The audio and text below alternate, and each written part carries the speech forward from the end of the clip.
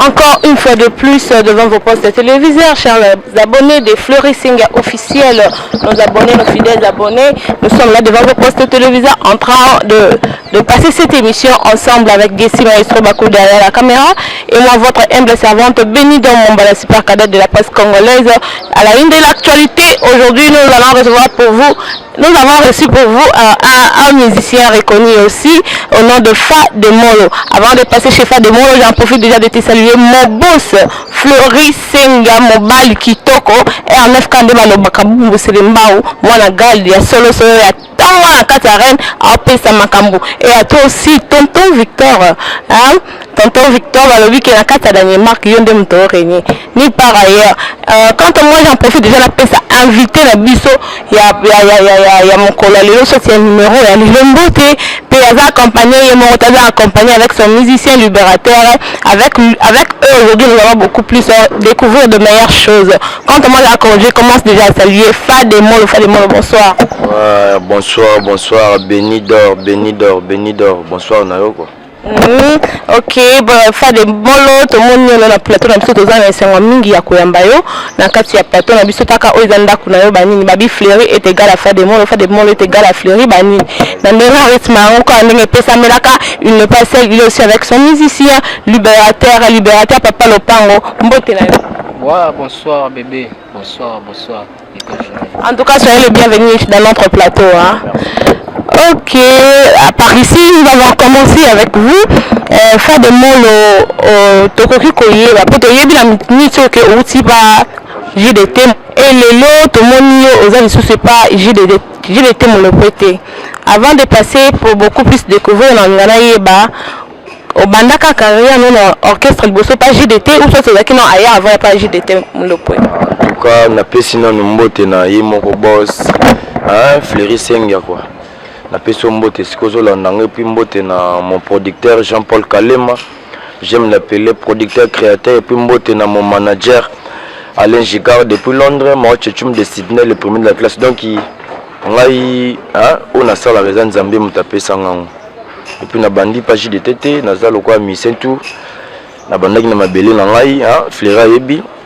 En tout cas, batutu balobaka na bandaki na église, na bandaki na chorale, na bandana na chorale ta, na se retrouvaka déjà na commande ya koyemba et puis bokesa na bandaki za ba trop belé à quartier na saina ba bumbu. Ah na seulement na kosa na Japon musique batutu ba bi Japon musique ya vena ngamba kala bakayoko na PCP mbote na Japon musique nde na joaki vraiment maîtrise ya rovanza nzembo ko komanzembo après Japon na n'a pas JDT Moulopo les cas ezalaka donc il là na quoi après Japon bana selemba utu bana poto Angola ah bob kidimbu baibi Japon musica yango salaki na beta ba fréquence star ndenge mutu to beta ka monitsanga ba public moko ya makasi pe avant confronter roi Marquis après Japon de ba 2013 si je me trompe pas ndé na kokutana ndeko moko ameminga pas JDT na sali ba test na ngane na banda ba boulot na ngakuna bon pas JDT au sali combien ou yo sali pas JDT en tout cas pas JDT na koti depuis 2013 hein 2013 na ndenge mouvement na ngai ezokokisa ikokisi déjà une année donc ko banda 2013 moins une année mouvement na ngai donc bah 7 à 8 ans déjà pas JDT donc disons seulement 8 ans déjà pas JDT parce que l'on est pas année non en tout cas on a une année na moi quelques mois mouvement tout ça là on a mars to beta déjà une année na biso ya mars na Guemata bikuna siko to continuer déjà deuxième année to bandian Fa de Molo on ndeka utolo ba c'est pas facile mon musicien pe aoume la bongo na carte orchestre et là on est ça qui Fa de Molo atika le JDT mundo pe ake ko sala carrière solo na ailleurs aussi et ça qui nini sala ki olongwa moni question moko lobi eloko ni sala ki na oume la panaye na pesi mbote sika jamoni JDT bato beli bana ba succès na mboka o mais ba ibo sa ba texte ya banzembu te elo na linga ave na wana donc texte na vandi trop pa na na ekoli texte na ekoli cha sikolo kwa ya za papa ngana za mwana est-ce que papa ou aboti mwana o sepela te so mwana ke futela donc ngana ke ko futela nazo valoriser ka papa na ngai ah JDT Moulopo na pesi mbote skozo la na ngai na mère na biso mami bakemba back love donc il n'a futela na ngaka mais JDT toujours c'est mon père. En tout cas, tu es vraiment reconnaissant. Faire des molos. Je pense que dès que tu me soucies, vu que j'ai des tailles au canal, soutien dans le marché, à côté de moi, pour la place où on a fait des mots, on peut s'enfermer quoi. Libération exacte, aligner qui n'y a pas se faire découvrir. Pour JDT à quoi je sais pas pour nous soit le balobi bon se défendre. En tout cas, JDT Koko c'est trop dit. Banzimbe belé à ça. Malheureusement, moni azana discuter dans le marché. Moi sali kazo kanate, mais Koko c'est trop dit. Azana ekaka, mais ndeka na ebisio na sentir que na koli. Hein? Na koli na ki na mande fuboete na koli donc na préféré na kendende ko footela mais JDT azakaka papa na ngai donc izaka makambo ko zapena papa moi azaki na balar hein tant balar na yeko mokita nango to balar eza soute mais pe moi loko ça peu fort pour remonter pe tata na yo pour pas beaucoup la yo abimisaki balar pour na yo donc nazaka moi na yo quoi. Ok, merci Fademo, les chers internautes, vous êtes toujours en train de nous suivre dans notre cher Fleury Singa officiel. Un grand merci à toi, Chim Damomba, Nakate États-Unis, la grande sœur propre de Veni Damomba, et à Tissia Tamak de Côte Jambes, Nakata France, ma grande sœur propre du sang. Des gros bisous à vous. Fademo, je peux passer directement à la question le loyo, aux autres la carrière solo, aux alabas musiciens, la danseuse. Ou soit, n'ayez pas nombre, basé belé. En tout cas, moni na muké na qui pas JDT. Ya on a aussi un bande de là, tout ça venait belé quoi. Hein, tout ça une affaire il y a donc 20 à 21 personnes donc d'animateurs, si maman 4 5 chant liboso 4 animateurs donc une affaire il y a 20 personnes quoi. Si on a tient ba bureau on a donc 25 quoi. To be tarapé déjà un boss na biso Fleury Singa ebi ala na bandule quoi et puis bana Paris tout ba ebi j'assis ma si fort aux Italia a ebi y a Papi Biba le sénateur mais c'est le maire de Beaumont y a ma Belinda Louvet la présidente a ebi Christelle Lema les chasseurs donc to betaka GT to betaka da bandule to zapena une affaire y a 25 personnes ils ont en charge à faire des molos quoi. Donc il y a voilà quoi, tout ça pendant 20 à 25 personnes. 20 à 25 personnes, ce n'est pas si peu et belé. Dans la question de Sima, la biso va faire des mots, on va éviter. On pose aussi on va faire des mots qui est pour ça sous émission et après cela nous allons continuer au copa la Toyoka. Bolingo nanga, oni osalinga bongo, pourquoi otikinga na mona misère? Ai moko sima lopango utambe sipinga kio tikala na yo kotelengana Alain Gigar bolingo nanga oni osalinga bongo oni osali filme na nzoto nanga histoire est vraie mvula makase kimiselinga munga ya plaisir olobaki olo telinga ndoto mama bolingo nanga boni osalinga bongo pourquoi otikinga na mona galère ngai moko nsima lopango utambi osibengaki yo tikala na yo kotelenga na Fleury Singa ye bolingo jojo pourquoi etublanga bongo ponini esali filme na nzoto nanga histoire toka toyembi trop mikolo donc tobomba quoi wazaloka ve nanga JDT. J'ai beaucoup chanté dans la studio, on a bête à bandole donc la Mexique nous extrait quoi, hein? Mbote na batu bolandanga quoi. Ok, merci fa de molo mbote na bino nyonso bozolanda fa de molo na moment oyo ba fa na fa de molo il est là présent dans notre émission bolanda émission on veut partager s'il s'agit qu'il y a qu'on partager vous avez la possibilité là de partager cette émission fa de molo na zongi la question na ngatu avec nango avant que on va couper ça un morceau ou tu couper ça biso sikoyo tu m'as dit que ça plus ou moins 25 artistes musiciens d'orchestre ce qu'on a invité foutaka bango soit na minute non bon c'est soutenir mais on peut autre point yo pour lundi ça bango karatoni en tout cas on va vraiment mouvement nanga okoyamba bango pe ba koyebisaka yo moni esika oyo moni soki papa azako kufa pe nzala yo pour ça le fort pe bande comme ça kufa nzala te en tout cas musique na Congo ezara na salaire te ezalaka pete oyo basalaki bafutanga par mon nom tofutaka chaque musicien par concert. En tout cas par concert tofutaka tous les musiciens soko beti ndule tofuta oyo ekoki na biso quoi naza na bato belé baza sima na nga vraiment talaka Clara de Bruxelles azali autorité morale Pepito Kilala na pesi mbote. En tout cas Maoche Chum de Sydney chaque ndule atindaka 300 à 400 dollars poto silisa ba charge tout message de transport ndenge ezalaka donc wana plaisir vérité na biso quoi mbote na Maoche Chum ya la mama biso pena soko beti no concert to pesa yo libérateur aza na ebite na pesi eloko te na zone zako tindika ete andima donc nenga zana soka beti ndola sisi moi ne fisque ata 10 dollars pamba na pesa ka ye quoi na la bala te Willy Musheni koda mboka ba fi banza molobela bogar mais soki to beti concert to pesa ka ba musicien moi muke ba c'est est-ce que vous avez la confiance à ba musicien ou ba danseuse na yo? En tout cas ba danseuse kutu na luwa bango nanu na boya ki vraiment baya moni mouvement la nga eza na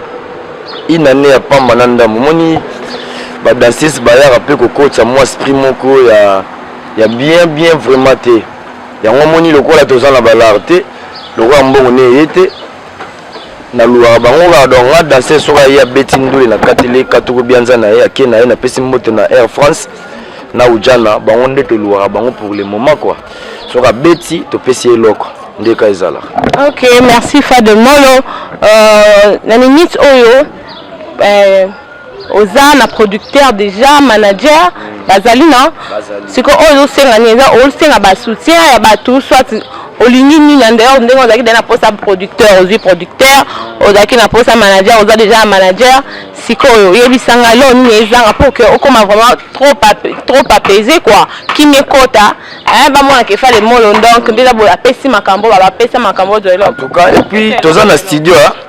tobimisa maxi single na biso pese loko ozwa eloko donc na domaine tout sur pesité ozwa te na osenga aide na batu tout ba soutenaka ba musicien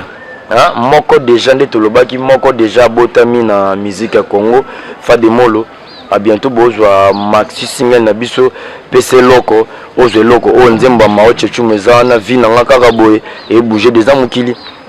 tona titre msu butu ya vena nga Jansi Maya si Forza Italia mona poto ya kala et puis moko za susu pese loko zeloko ya mo titre ya vena nga Dembo Sala ya MD nzeta mai et puis totika na titre ya Willy Musheni koda mboka et titre na pardon na eloko mo ya shot au la producteur na biso Jean-Paul Kalema producteur créateur donc on a 5 titres pour le moment mais 3 déjà ils ont réalisé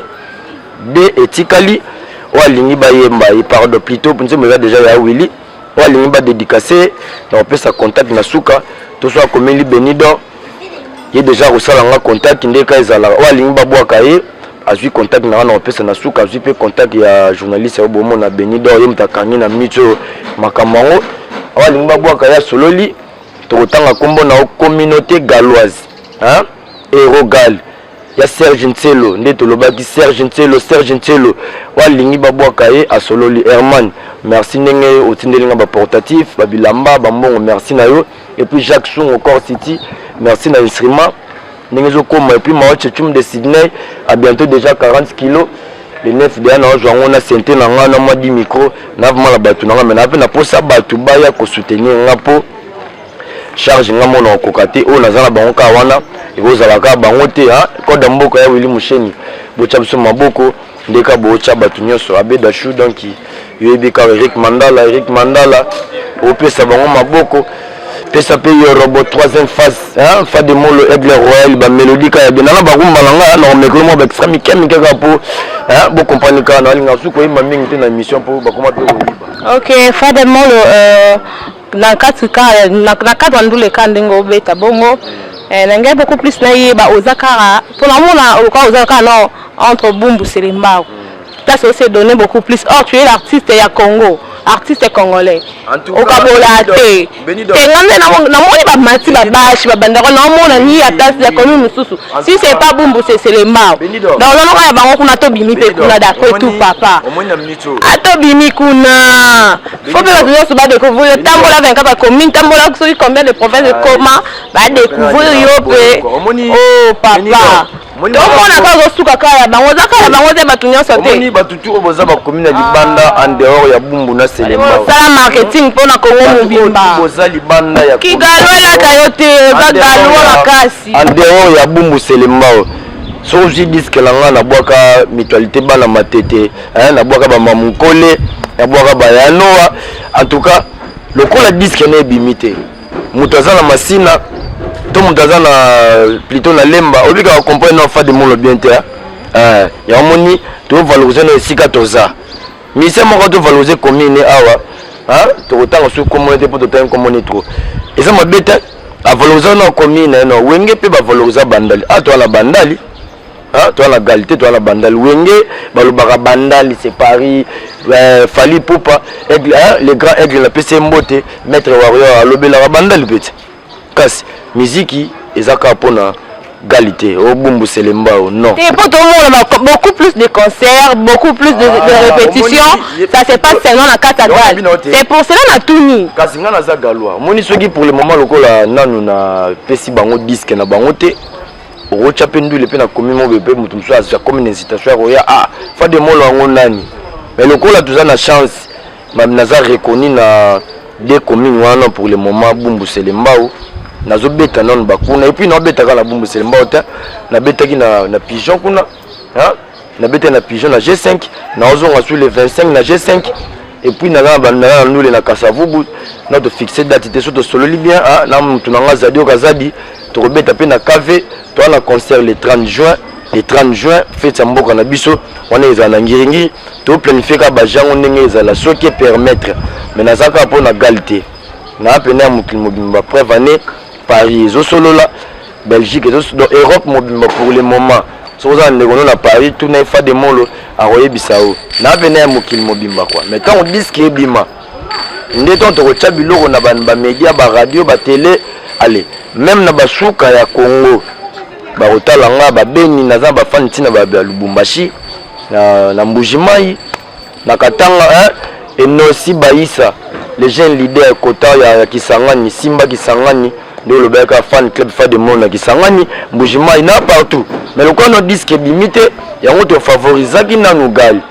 mais à bientôt là déjà les dans 6e mois to bande ba clip na biso bozwa on se comme de koleka to ka no CP bandule msu to beta libanda po directeur marketing na ngaza Chirac Mbal na PC Mbote aza makasi donc dans quelques mois bomo na acha ba banderole na ba commune nyoso ya Kini na ba rond-point hospital quoi rond-point Kimbondo to kocha na ipeni to kocha na rond-point Ngaba to kocha na Kitambo to kocha na Kolwa Kimbuta pour ba comprendre que fa de molo aye. Ok, Fadebo, merci beaucoup, merci à toi. Aya Landrine, la père de Jimon, mon grand frère propre, mon grand frère propre, on a 4 avril à Bruxelles, la Belgique. La musique a fait des mots, Hervé Kanza, la bière. La bière de Lix, c'est lui qui cartonne ces derniers temps. De gros bisous à vous, mes grands frères. Fais des mots, tu n'es pas seul, aux amis musiciens. J'aimerais que Aya Landrine, yo capé musicien, il y a fait des mots, Hervé Kanza, yo capé. Moi vois un musicien faire des mots là ceux qui m'a ramboué ça te m'a ramboué ça te le sanga nini ya o partout na zalaka kaka kombo na yo bolingo pasie botikanga na vanda na ye pona sina mesana na ye na pasi na bisengo mayasi apesa kaka motema na moto yo lingaka kosala bajete ya kopesa motema na moto sala nano examen de conscience okoya olela awa c'est bien moi Pamphile Lutumba libérateur chanteur première voix ténoriste et mouvement na profiter ko pesa ka basalam qui sale mal les chansons libérateur yeyo motomaka moto et l'on mo sadi na groupe lelo sala ona toujours sala ona non pesa autant dédicace yo yema sala ona yo ta dédicace zana ngona pesa asaro ke na bino na moi logo ya vena biso na ningaga ya nani Jojo Ngonda, je voudrais savoir na mokili soki nani azali mokonzi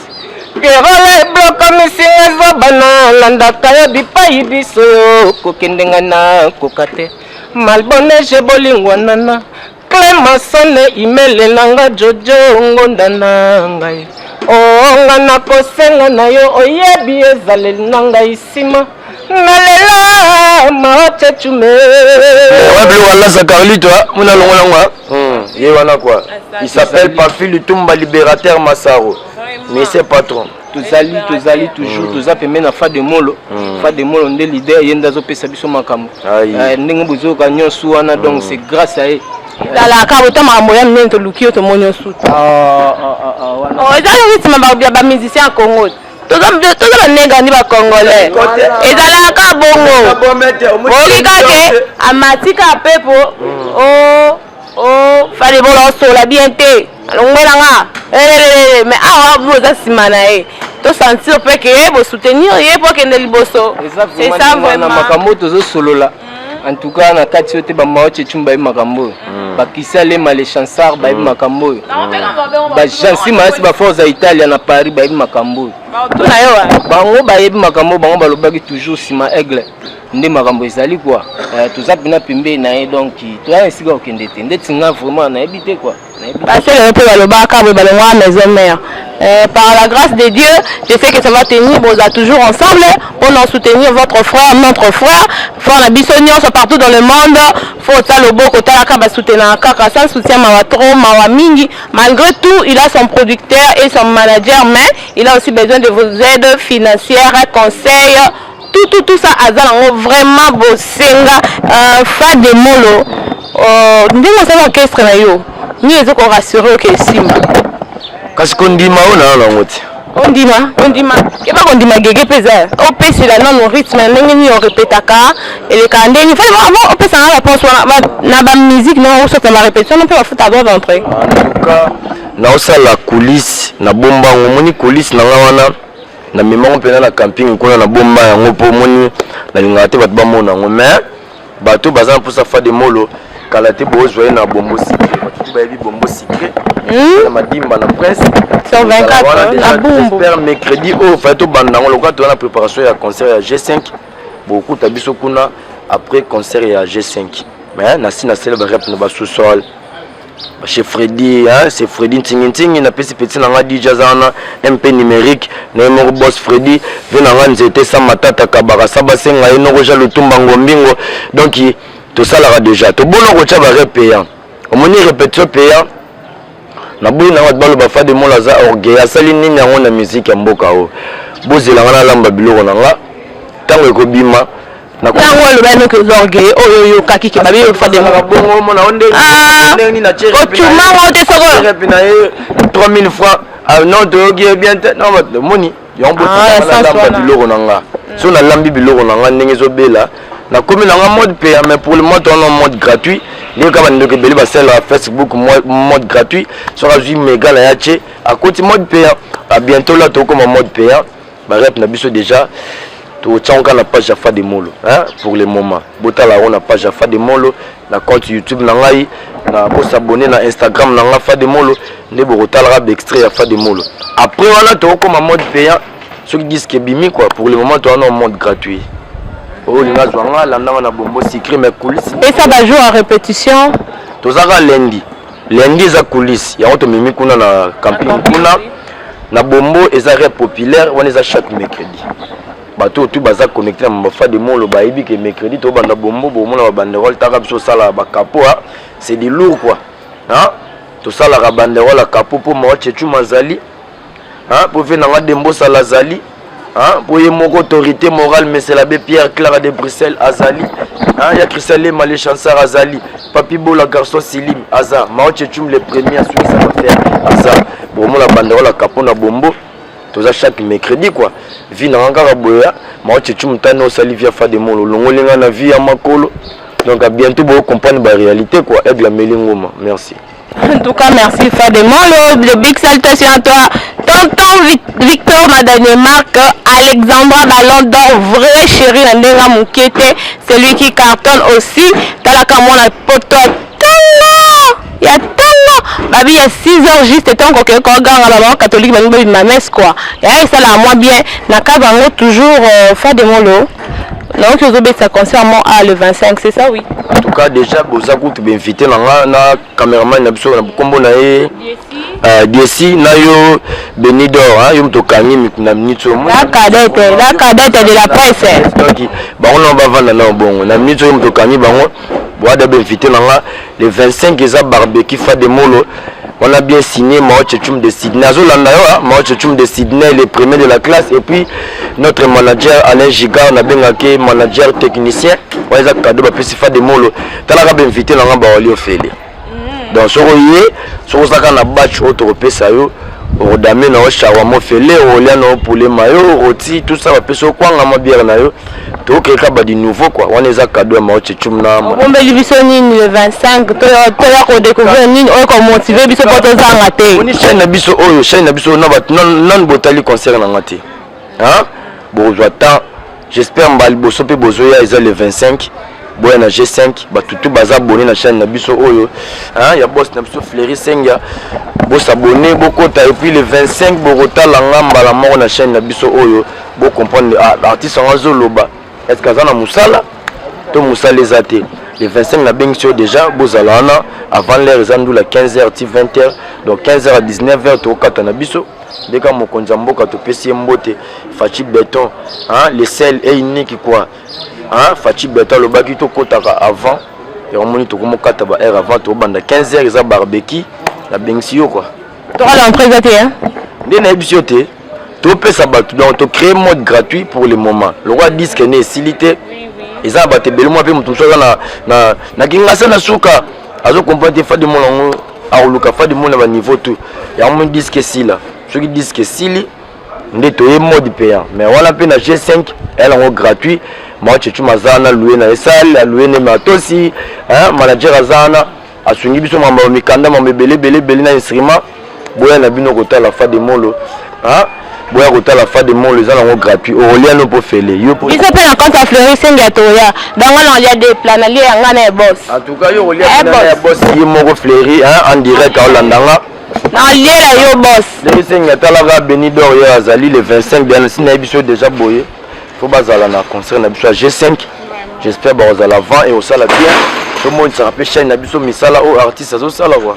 Ok, très chers internautes, vous êtes vraiment de suivre cette émission ensemble avec Benidor Mwamba, la super cadette de la presse congolaise, accompagné derrière la caméra d'ici Maestro Bakulu, je lui appelle le marié du moment, le trop jeune marié qui est ici là derrière la caméra, qui réalise bien cette émission, Fade Molo, quelques mabanga. Peut-être bête chita sima, mais on barami tokas, n'a évité. Hein? Il va d'abord malibala akomana bajipa mikuse iboda bomi libala akomine songi iboda butu azoteka nini ibodo kobanda tongo na tekelo kote o ibodo donc biloko ezoya po moni na boko pesa bazoyi banga biloko trop ocha vina ngapi mao vina ngekoma nesengo nga de molo natala pe na mona teo ya kokani na yo bolingo na nga mao chechu mao chechu vina nga kaka boye eza biloko ezoya nous voulons défendre qui mbisongiyelele bidoze oyanga esimba ekanga yango bakoma koyoka jaloue espoir pe sanga eza lokola bana mapesa soki bazobunda mokozana volonté ya kokotela moninga na ye espoir love na ngai lokola mao chechumu la mama lela ye ata balade natika yete mao chechume sekele ya bolingo yaya yeba kobondela kaka moto olingaka bapesaka kaka motema na moto oyo olingaka kosala bajete ya kopesa motema no na moto sala nano examen de conscience okoya kolela sekele ya bolingo yaya ye bakobondela kaka moto oyo lingaka bapesaka kaka motema na moto oyo lingaka bajete ya koteka motema na moto sala nanu examen de conscience okoya kolela alaga mpe moto tala nanu moto oyo olinga na motema na yo bovanda na pasi na bisengo Flerisenga kaka motema na moto oyo lingaka osala bajete ya kopesa motema na moto sala nanu examen de conscience okoya olela atuka twana bakanda makasi bakanda eza bravo mosala ezali vraiment bravo vinanga kaka boye mao vinanga kaka boye desine vinanga kaka ngama ochechu via mwana ya moto desine enteranga nazoluka ya fami nanga yanga kaka ngama ochechu via mwana ya moto desine enteranga nazoluka ya fami nanga ya bami nanga na foye nanga vinanga kaka boye via mwana ya moto desine vinanga kaka boye via mwana ya moto desine enteranga nazoluka ya fami nanga ya bami nanga na foye nanga